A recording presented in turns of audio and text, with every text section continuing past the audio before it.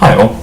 Before I get into my main objection to compatibilism, I want to say that I agree with almost all of compatibilism, and I think that it's the only rational position. That said, there is one thing that really annoys me about it. The name compatibilism. I've had arguments about it, and I think that modern compatibilism is actually incompatibilism in all but name. And it really bothers me that people insist on calling it compatibilism. I get it. They think that free will exists. The trouble is, they have to redefine free will in such a way that it loses the essence of actual free will.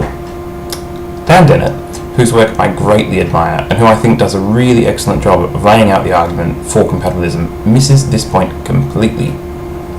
In a lecture in Melbourne in 2012, and I'll put a link in the box below, he says that he's had a number of people object to his characterization of consciousness and free will, and he doesn't understand it.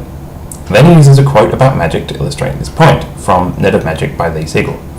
The quote is, "Real magic, in other words, refers to magic that is not real, while the magic that is real, that can actually be done, is not real magic." While Dennett uses this quote in an attempt to show how sensible it is to redefine free will, I actually think it reveals the problem with his thinking. To see what's wrong with this, let's consider a similar idea. Suppose I told you I went to the art gallery today and I saw a real unicorn. You might respond that I couldn't have seen a real unicorn since they don't actually exist. And I would then say, wow, real unicorns, in other words, refers to unicorns that aren't real, while unicorns that are real, that actually exist, are not real unicorns. What he misses is that it can be useful to have labels for things that don't actually exist in reality.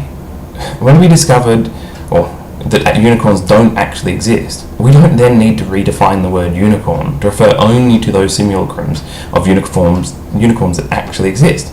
That simply wouldn't be useful. In a similar vein, it is useful to have the words free will mean what the philosophical libertarians mean. As Fodor says, so perfectly free that even God couldn't tell which way she'd jump. Now, if Dennett had said something along the lines of, look, I understand that many people object to my definition of free will, and that's okay, because really it's just semantics whether we call it that or something else. I would have a problem with that. As it stands though, when I'm listening to compatibilists say, oh yeah, that libertarian free will stuff, that doesn't exist, but here's my definition of free will, and this stuff totally exists, it just sounds to me like a no true Scotsman. Free will. Oh yeah, I'm compatibilist. Free will is compatible with determinism. Here's a definition of free will. Oh no, not that one. True free will, as I define it. Ugh. Anyway, that's my objection to compatibilism. I would prefer to say that free will doesn't exist, but that we have a compelling illusion of free will, and that morality can still exist within that framework. And soon I'll be making a video explaining my stance on the matter, if anybody's interested. Until then, keep being non-free drones and do as you are determined to do. Thanks for watching.